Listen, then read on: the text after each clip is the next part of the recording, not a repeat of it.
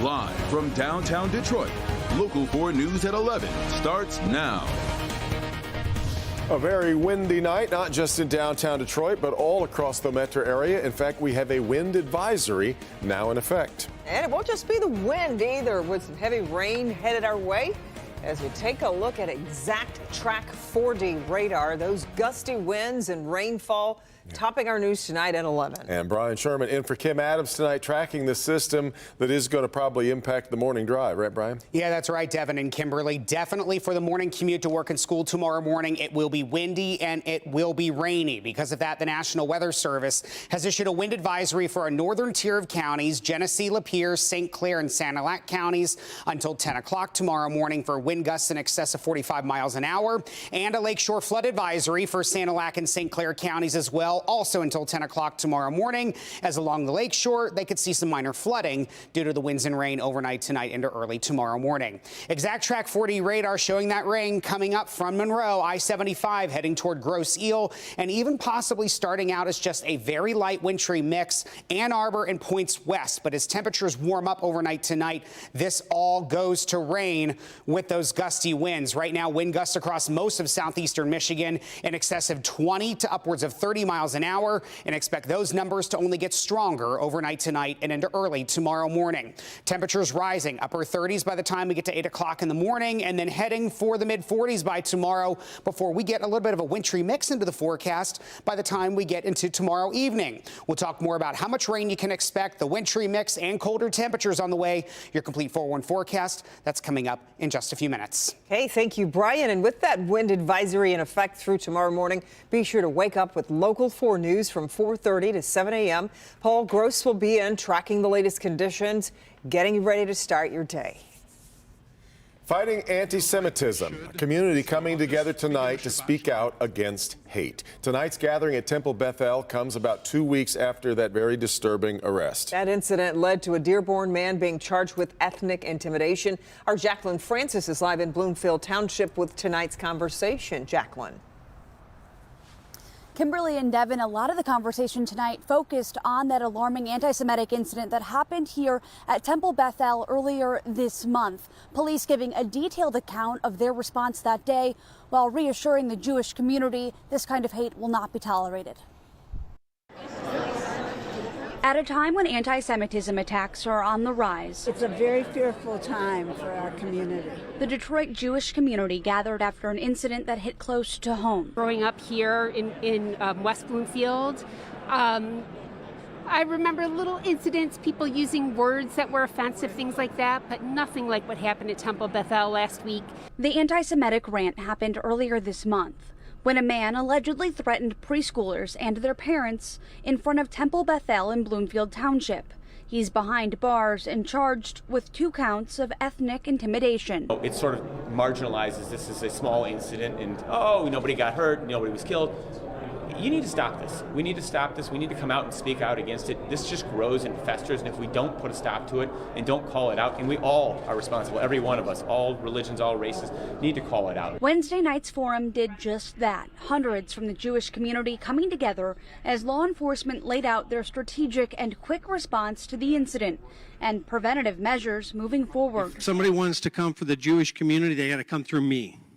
And after that, they got to come through my 1,400 people at the sheriff's office. And after that, they got to come through every police department in Oakland County.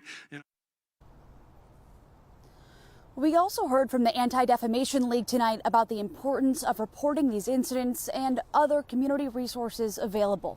Reporting live in Bloomfield Township, Jacqueline Francis, Local 4. Okay, Jacqueline, thank you. Now to a very bizarre case out of Genesee County tonight where a man is accused of kidnapping, sexual assault, and a host of other felonies. The woman held captive, telling investigators he threatened to kill her with his teeth that he had filed into points, like something out of a horror movie. Mara McDonald live with more. Mara, the sheriff showed where she was being held.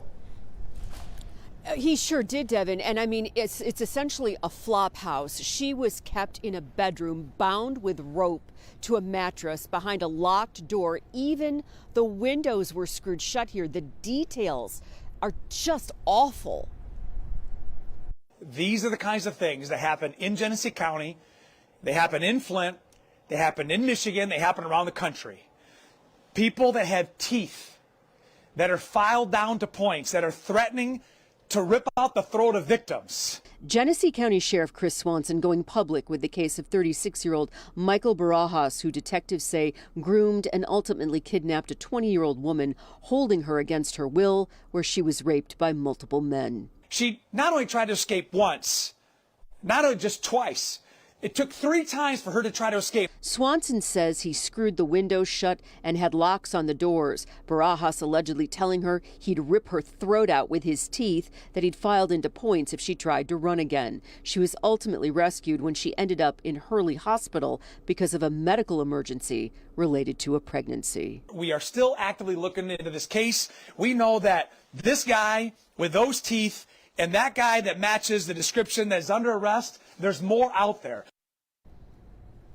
Back here live, the sheriff saying that while they do have Barajas in custody and he is being held on a $250,000 bond, they are still looking for the men who participated in sexual assaults on this woman. There's a lot more to be done here.